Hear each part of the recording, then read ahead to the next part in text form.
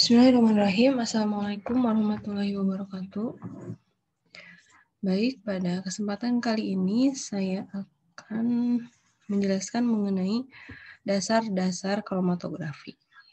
Sebelum kita masuk ke dalam materi kromatografi gas atau gizi dan kromatografi cair kinerja tinggi atau HPLC. Baik, ini adalah sejarah perkembangan kenapa muncul metode pemisahan yang namanya kromatografi ya. Jadi sudah metode pemisahan menggunakan kromatografi konvensional ya, seperti kromatografi kertas gitu. Sudah dicetus sejak bahkan sebelum tahun 1900-an ya. Ya, ini nanti sejarah perkembangannya detailnya kalian bisa baca sendiri ya. Sampai di tahun 1941 itu ditemukannya kromatografi kolom partisi. Juga ada kromatografi kertas dan kromatografi gas cair. Ini lalu makin sini semakin banyak yang melakukan pemisahan menggunakan kromatografi. Sampai pada akhirnya di tahun 1983 ahli di bidang kimia analisis itu bernama Majors dan Kirkland itu menemukan kromatografi modern seperti GCMS, LCMS, SFCMS, otomatisasi dan proses scale. Baik. Jadi kan kromatografi itu sendiri merupakan suatu pemisahan ya. Mungkin di kimia organik sudah pernah memisahkan menggunakan metode kromatografi konvensional ya, kertas atau lapis tipis ya, atau kromatografi kolom. Jadi yang menjadi dasar dari metode pemisahan menggunakan kromatografi itu adalah perbedaan kecepatan migrasi komponen yang dipisahkan, di mana komponen-komponen tersebut dibawa oleh fase gerak dan ditahan secara selektif oleh fase diam.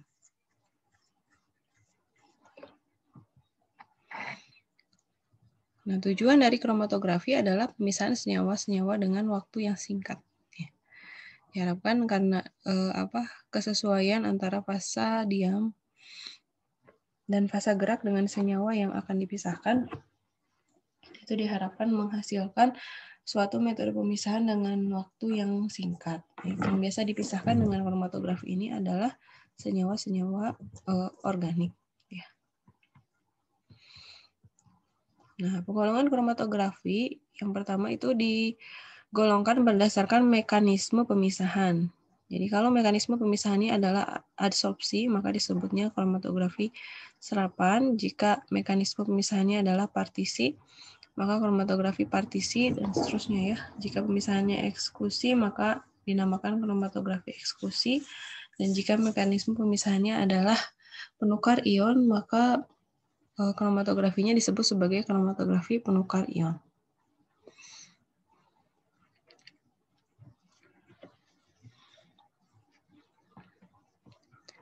Ya, terakhir jika jika mekanismenya adalah afinitas elektron, maka namanya adalah kromatografi afinitas. Kemudian adalah penggolongan kromatografi berdasarkan wujud dari fase gerak. Kromatografi gas atau gas kromatografi atau GC yang nanti akan kita bahas minggu depan, itu adalah kromatografi yang fase geraknya adalah gas. Dan jika fase geraknya adalah cair, maka disebut sebagai kromatografi cair.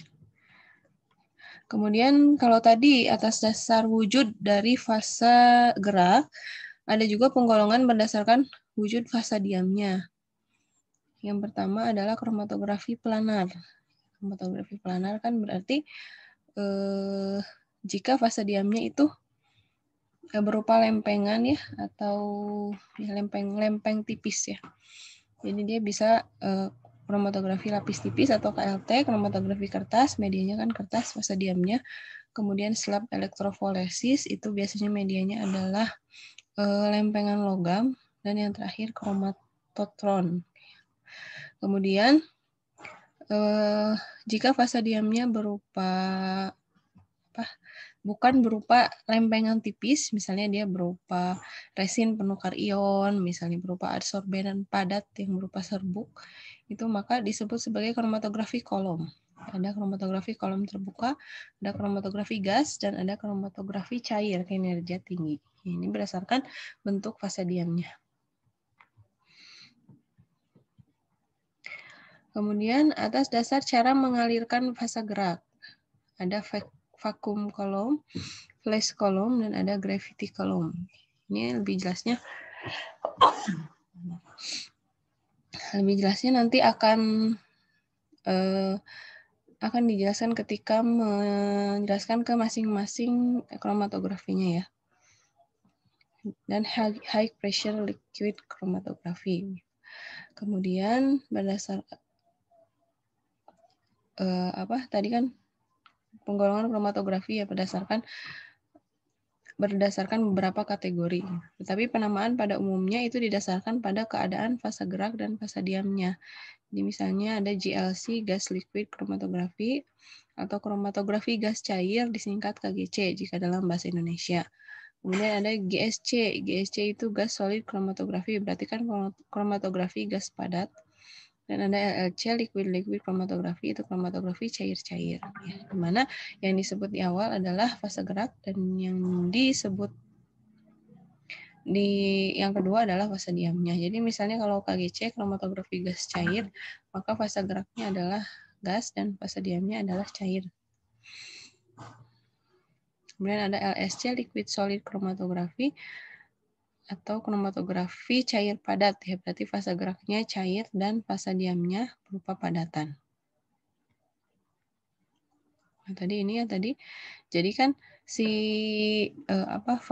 senyawa yang akan dipisahkan itu mengalir di fasa gerak.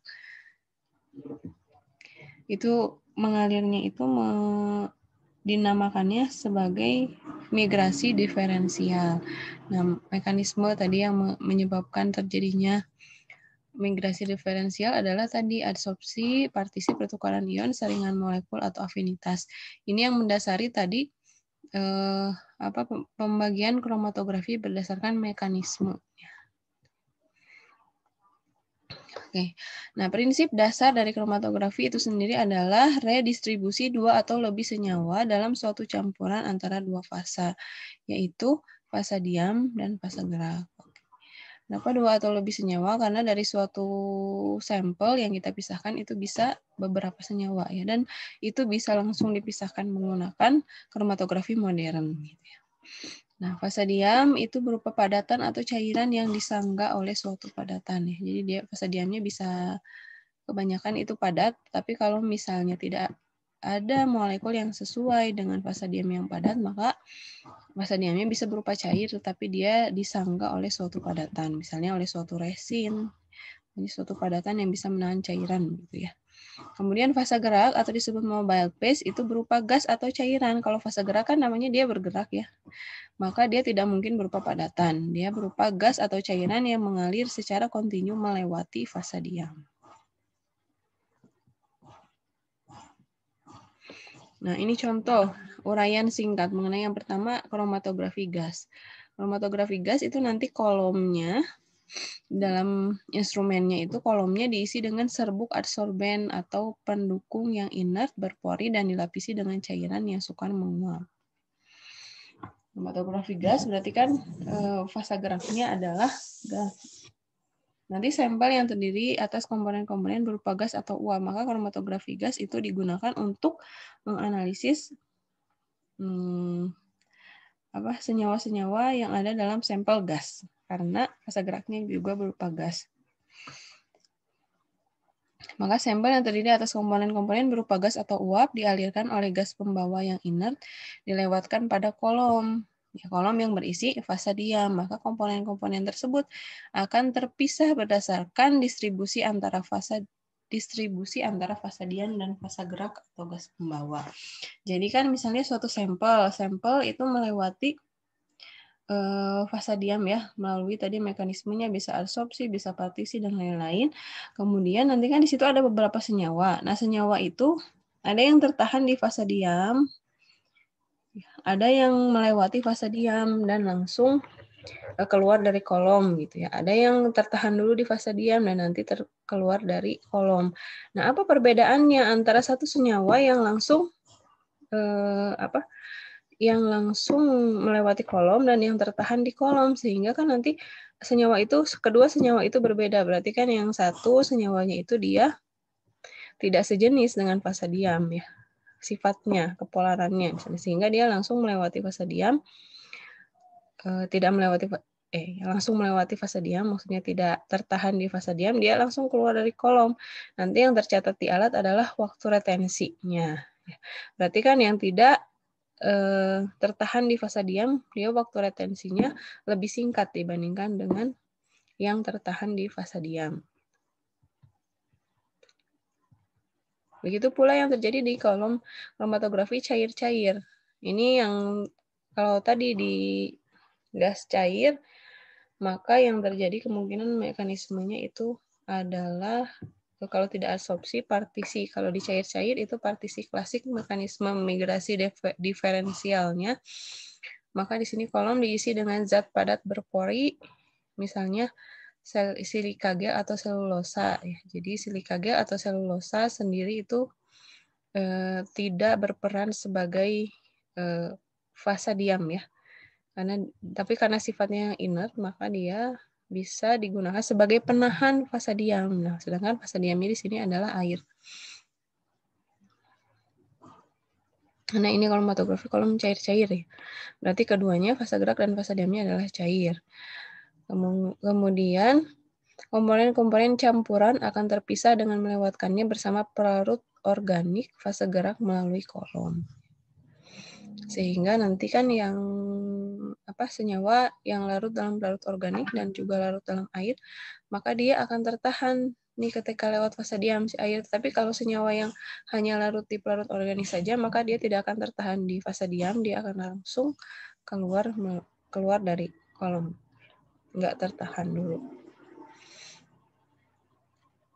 Kemudian ada kromatografi kertas. Ini termasuk ke dalam kromatografi konvensional, jadi larutan sampel yang terdiri atas campuran zat ditotolkan pada kertas saring yang kemudian dicelupkan dalam pelarut organik atau campuran pelarut. Sehingga campuran zat dalam sampel kemudian akan terdistribusi antara kertas, air yang terikat pada kertas sebagai fase diam dan pelarut organik sebagai fase gerak. Sehingga nanti diukur jaraknya kan gitu ya. Kalau kromatografi konvensional. Nah, kemudian ada kromatografi cair-cair tapi yang modern. Kalau tadi yang dijelaskan sebelumnya yang di nomor 2 ini kan masih kromatografi cair-cair tapi dia konvensional, hanya menggunakan kolom biasa. Ada yang modern, itu namanya KCKT, kromatografi cair kinerja tinggi atau HPLC, High Performance Liquid Chromatography.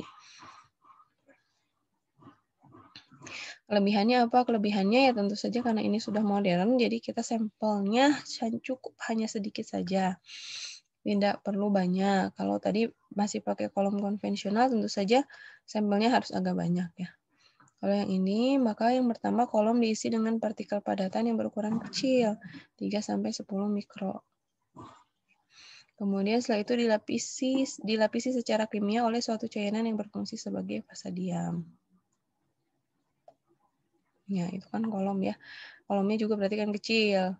Kalau kalian pernah praktikum kromatografi kolom di lab, nah itu kolomnya sangat besar ya. Jadi ketika menggunakan instrumen bukan kolom begitu. Jangan bayangkan kolom seperti itu. Kolomnya itu segede kuvet kurang lebih atau lebih kecil dari kuvet pada saat kita membahas spektrofotometri ultraviolet. Kemudian komponen-komponen sampel dibawa oleh cairan fase gerak, dialirkan dengan bantuan tekanan tinggi. Di sini kan ada high performance ya, atau suka juga disebut sebagai high pressure.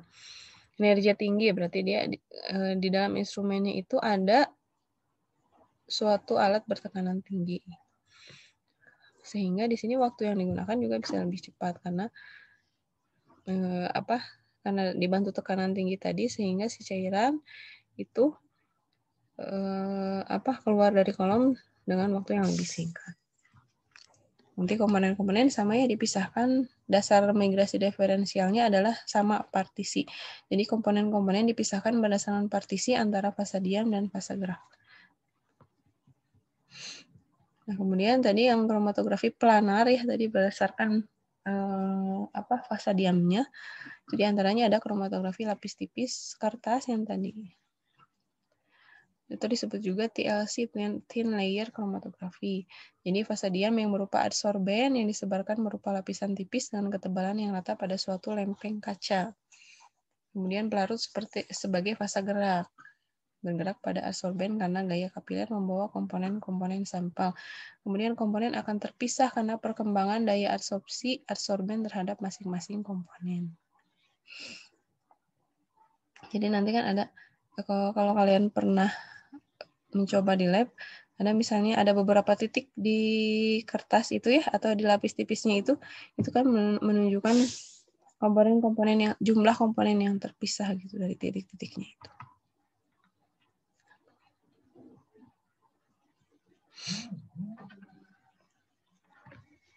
Nah, kemudian ada juga KLT, kinerja tinggi, atau disebut sebagai HPLTC, High Performance Layer Thin Chromatography ya. Atau kromatografi lapis tipis kinerja tinggi. Di sini digunakannya partikel dengan ukuran yang lebih kecil, ya tentu saja fasa diamnya juga lebih kecil. Lempengannya yang digunakan jauh lebih kecil daripada ketika kita melakukannya secara konvensional. Nah, kemudian ada kromatografi kolom adsorpsi atau klasik.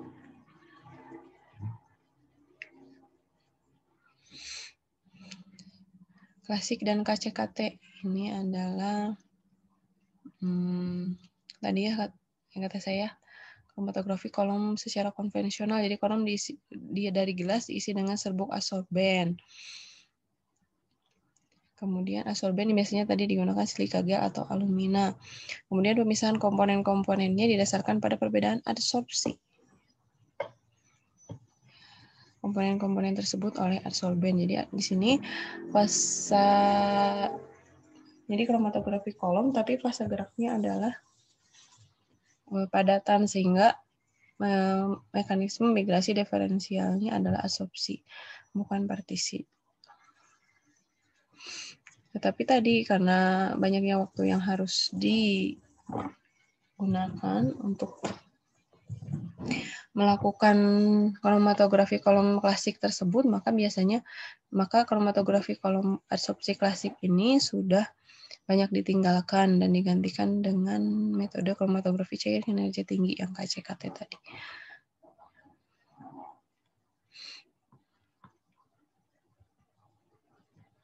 Nah, kemudian ada juga yang dinamakan dengan kromatografi ion. Nah, kromatografi penukar ion itu biasanya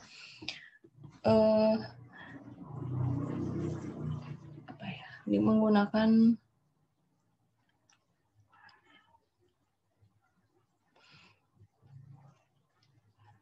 fasa diamnya itu adalah padatan ya. Padatan biasanya resin kalau ion itu, jadi berupa resin penukar ion. Jadi nanti ion yang kita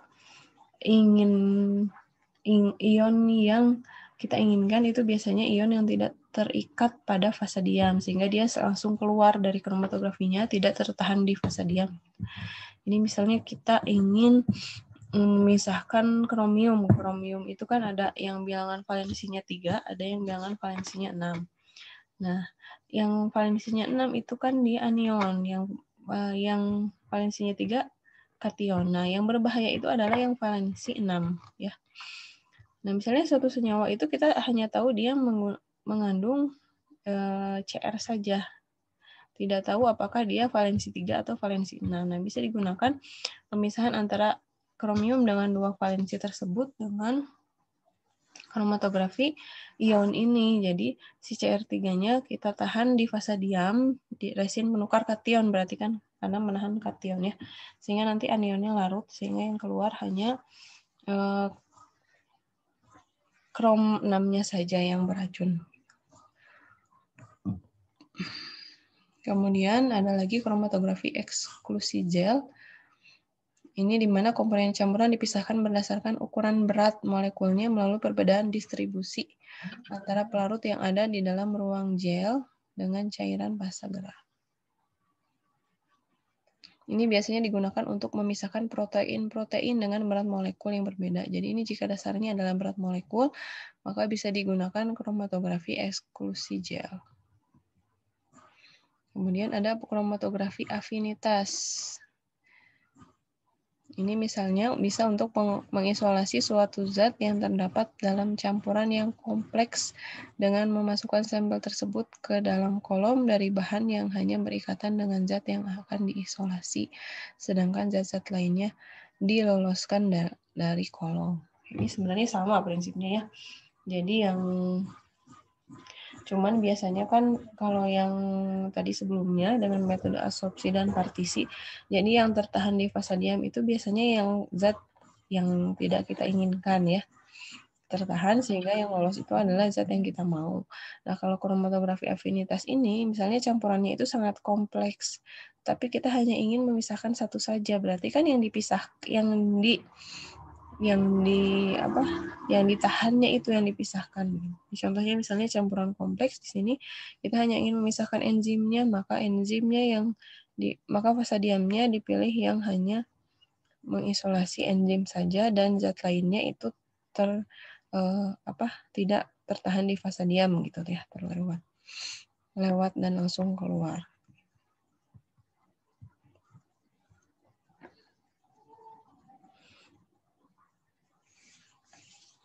Oke, apa saja teori-teori tentang kromatografi? Yang pertama kita harus tahu karakterisasi dasar fisika dan kimia dari sistem kromatografi, yaitu pemahaman hidrodinamika, retensi, kinetika ahli massa, dan sebagainya. Kemudian evaluasi profil konsentrasi dan ketergantungannya pada aliran, dan teori tentang optimasi dan praktek kromatografi di laboratorium. Nah, ini kurang lebih proses pemisahan ya. Ini proses pemisahan di fase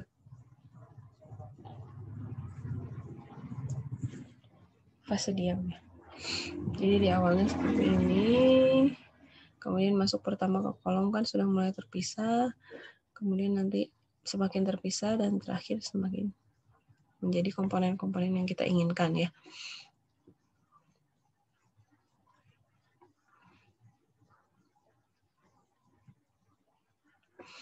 Nah, begini ya. Jika kromatografi modern itu nanti apa sih yang dihasilkan ya, sama dengan ketika kita mempelajari UV vis, inframerah, kemudian kemarin NMR ya. Jadi yang keluar itu adalah kurva. Ya, sama kromatografi modern juga sama ya. Ketika kita menginjeksikan sesuatu di awal, maka komponennya itu adalah misalnya ada 3 komponen ya, A, B, C. Ini sebelum ada interaksi dengan kolom ya, kita injeksikan pertama kali ke dalam alat. Nah, kemudian setelah masuk ke kolom itu masih seperti ini karena interaksinya masih sama, interaksi antara komponennya masih sama. Kemudian nanti setelah beberapa saat maka akan ada perbedaan retensi. Jadi misalnya tadi yang C itu dia langsung keluar sehingga waktu retensinya singkat. Yang B itu misalnya dia tertahan dulu sebentar di kolom, lalu kemudian dia keluar menyusul yang C. Kemudian yang A itu tertahan lama di kolom, misalnya baru keluar setelah misalnya 10 menit setelah C keluar begitu. Nah ini jadi karena adanya perbedaan waktu retensi. Nah kemudian jadi kan yang kita inginkan itu si kurvanya itu kan tajam gitu kan ya, lurus dan tajam begitu ya, tidak ada pelebaran puncak atau pelebaran pita gitu. Tapi pada kenyataannya selalu terjadi pelebaran pita ya. Seperti ini contohnya.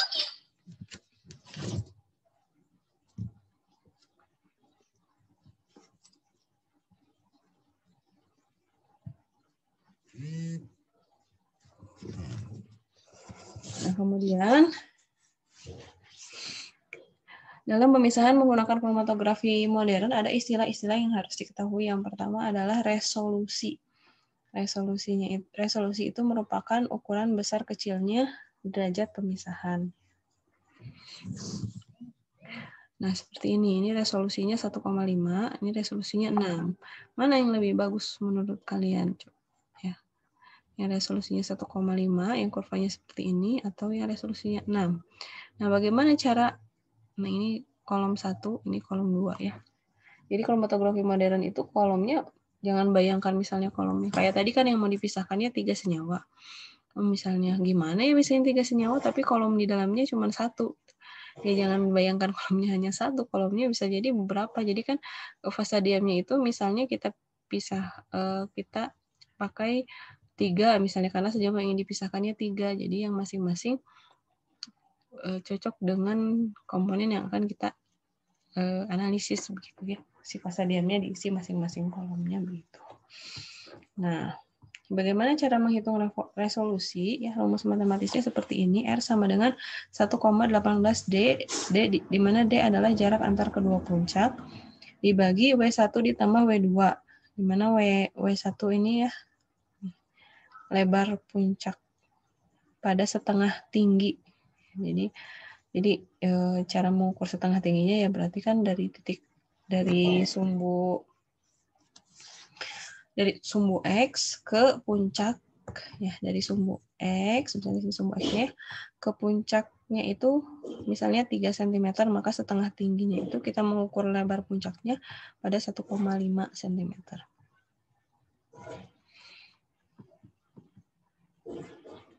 Kemudian ada juga yang disebut dengan retensi dan faktor kapasitas. Ya.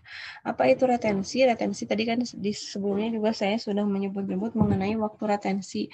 Jadi ada waktu retensi absolut, yaitu waktu mulai dari saat injeksi ke dalam kolom sampai titik puncak. Kemudian ada waktu retensi terkoreksi, yaitu waktu retensi absolut dikurangi waktu munculnya puncak pelarut. Jadi begini, nih.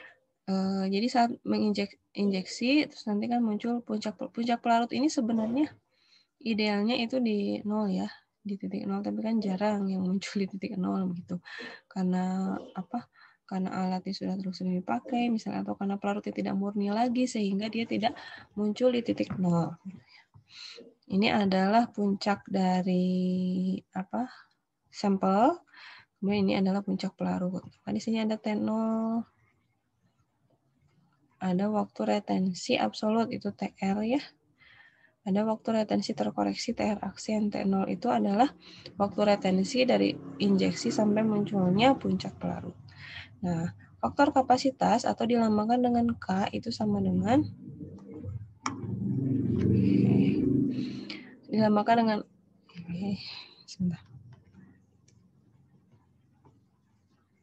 dilambangkan dengan K aksen sama dengan TR aksen dibagi T0.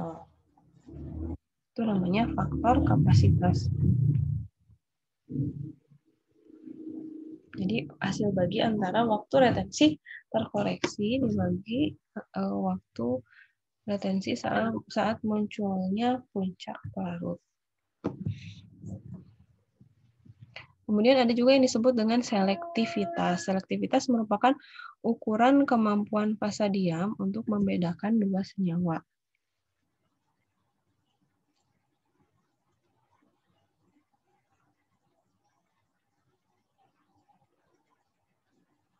Sebentar.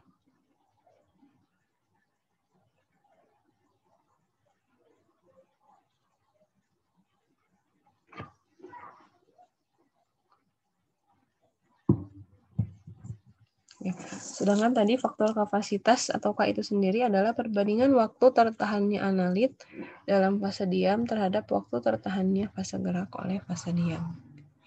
Ini selektivitas itu ukuran kemampuan fase diam untuk membedakan dua senyawa. Nah, jadi misalnya ini kurva, kita ingin memisahkan dua senyawa, kemudian muncul kurvanya seperti ini. Nah, maka selektivitas dilambangkan dengan alfa sama dengan TR2 aksen dibagi TR1 aksen. Ya. TR1 aksen itu kan tadi waktu retensi terkoreksi ya. TR2 berarti untuk senyawa yang kedua, TR1 untuk senyawa yang pertama. Itu alfa. Oke, selektivitas itu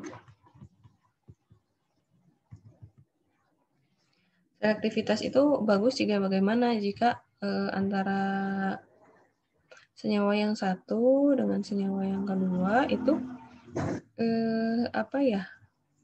benar-benar terpisah si puncaknya ya. Jadi semakin besar itu selektivitasnya semakin baik.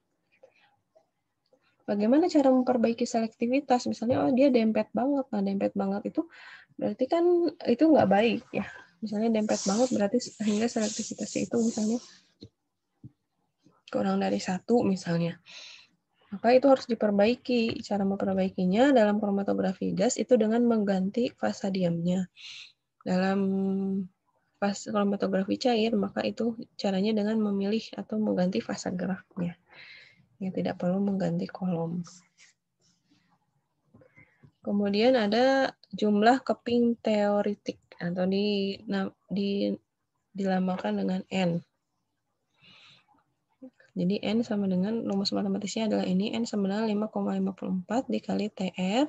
TR itu waktu retensi absolut ya dibagi W. W tadi lebar puncak di setengah tinggi, kuadratkan.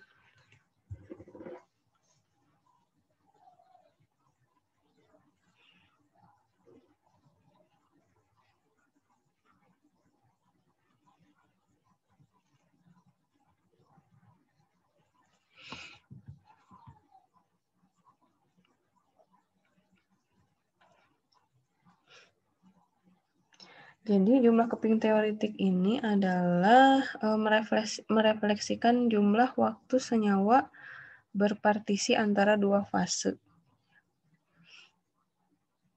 selama melalui kolom dan menggambarkan efisiensi kolom. Jadi semakin tinggi jumlah plat teoritisnya maka efisiensi kolomnya dinilai baik. Nah, kemudian bentuk puncak. Tadi kan bentuk puncak itu yang baik itu kan menurut saya tadi selektivitasnya tinggi. Berarti kan nih, kalau kayak gini kan ya, kita akan sulit mengukur jarak antara puncaknya karena puncak yang ini agak bengkok gitu kan ya. Dari mana ke mana kita ngukurnya. Kemudian ini puncak yang pertama juga belum juga terpisah secara sempurna, udah keluar lagi puncak yang kedua. Jadi kan yang baik itu yang seperti ini, dia sempit dan simetris terpisah pada garis dasar. Kalau yang jelek ini lebar, berekor, dan berimpit. Nah tadi pelebaran pita ya, jadi pita yang bagus itu adalah yang sempit dan rata. Jadi semakin lebar dia semakin tidak baik pemisahannya. Baik.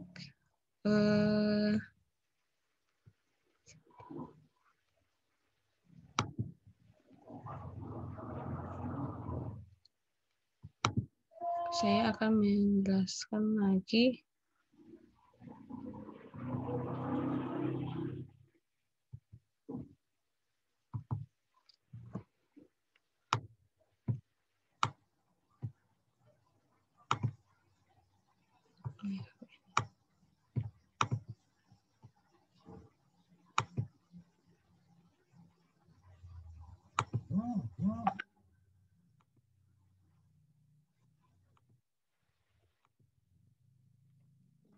ya. Masih pendahuluan atau dasar-dasar teori kromatografi modern. Itu sekarang kita akan bahas mengenai pelebaran puncak pita atau band broadening. Nah, kenapa bisa terjadi pelebaran puncak? Yang pertama bisa terjadi karena difusi eddy, yang kedua terjadi karena difusi longitudinal, dan yang ketiga terjadi karena tahanan alih massa atau resisten to mass transfer. Apa itu difusi eddy? Difusi eddy adalah ketika molekul-molekul mengambil jalan yang satu sama lain tidak sama panjangnya. Jadi misalnya nih si molekul melewati kolom itu kan Kalau misalnya molekul pertama itu seperti yang atas, maka harusnya kalau senyawa yang pertama itu melewati kolomnya seperti yang atas, maka harusnya molekul selanjutnya juga sama gitu. Tetapi pada kenyataannya senyawa-senyawa yang lain mungkin saja dia tidak seperti itu gitu, mengambil jalannya gitu ya. Nah, ini yang disebut dengan difusi eddy. Difusi tergantung pada apa? Yang pertama, keserbasamaan ukuran partikel, yang kedua, keserbasamaan kerapatan pengumpakan. Jadi ketika ini terjadi biasanya yang fasa diamnya adalah padatan ya. Jadi ketika kita memasukkan fasa diam misalnya ke dalam kolom juga, itu ukuran partikelnya harus sama dan keserbasamaan kerapatan pengumpakan. Ini difusi eddy tadi terjadinya jika ukuran partikelnya tidak sama dan pengepakannya tidak rapat. Nah, difusi eddy tidak tergantung pada kecepatan aliran fasa gerak. Jadi, hanya dipengaruhi oleh fasa diamnya saja.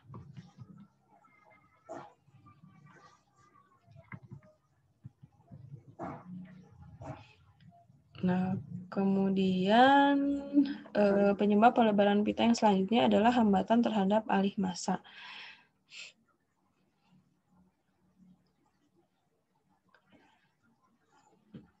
Jadi besar hambatannya ini besar dari hambatan terhadap alih massa ini berkaitan dengan mudah tidaknya molekul sampel bergerak dari fasa gerak ke fasa diam dan sebaliknya. Jadi kan keterhubungan antara keduanya itu ada ya maksudnya mudah tidaknya molekul bergerak dari fasa mobil ke fasa diamnya itu kan bisa sebanding dengan kecepatan aliran, bisa dipengaruhi oleh ukuran partikel. Jadi makin kecil ukuran partikel itu makin baik. Ukuran partikel fasa gerak maupun fasa diam. Yang ketiga tergantung pada ketebalan fasa diam. Makin tipis dia makin baik. Jadi fasa diam yang baik itu tipis dan rapat, ya. Kemudian bergantung pada viskositas fasa gerak. Jadi makin encer itu makin baik. Fasa gerak itu sebaiknya sangat encer dan fasa diam diusahakan sangat rapat tapi juga sangat tipis.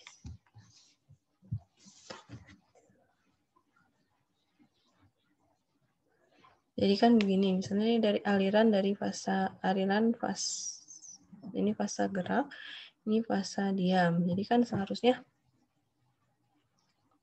sama ya alirannya tuh seperti ini. Tapi pada kenyataannya aktualnya itu bisa jadi alirannya seperti ini. Yang konsentrasi aktual gitu.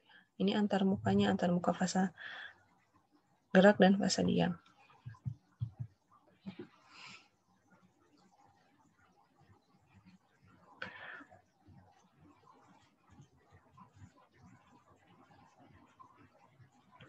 Nah, ketiga hambatan yang menyebabkan pelebaran pita yang tadi itu dinyatakan dalam persamaan matematis namanya persamaan Van Dimter. Itu jumlah ketiga sumbangan, maksudnya jumlah dari ketiga yang tadi terhadap pelebaran pita. Nama besarnya adalah HETP, High Equivalent to a Theoretical Plate. Itu dipengaruhi oleh difusi eddy ditambah besar dari difusi eddy ditambah besar difusi longitudinal dibagi dengan kecepatan linear ditambah hambatan alih massa dibagi dengan kecepatan linear dari fasa mobil. Atau si HETP ini juga bisa dihitung menggunakan rumus panjang kolom dibagi dengan N. N itu yang tadi plat teoretik yang di slide sebelumnya. Kemudian ada juga dalam teori kromatografi yang disebut dengan efisiensi kolom. Ya. Tadi efisiensi kolom itu kan yang nyatakannya dengan N ya, jumlah plat teoretik. Jadi kolom yang efisien itu menghasilkan puncak-puncak yang tajam. Efisiensi suatu kolom dinyatakan dengan jumlah keping teoretik yang tadi ya. Makin banyak jumlah keping teoretik, kolomnya semakin efisien. Kolom kromatografi cairan itu idealnya N-nya itu kurang lebih 1000 yang teoretik. Kemudian tadi kan puncak yang baik itu adalah yang resolusinya tinggi. Nah, resolusi ini bergantung pada yang pertama retensi, yang kedua selektivitas, dan yang ketiga efisiensi kolom.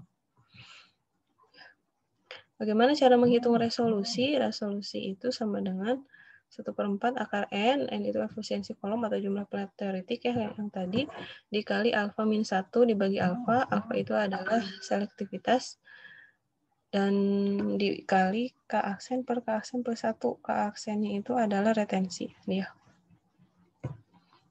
Atau faktor kapasitas tadi di slide sebelumnya bisa dilihat ya. Nah, selanjutnya adalah bagaimana optimasi pemisahan jika kromatografinya adalah kromatografi cair.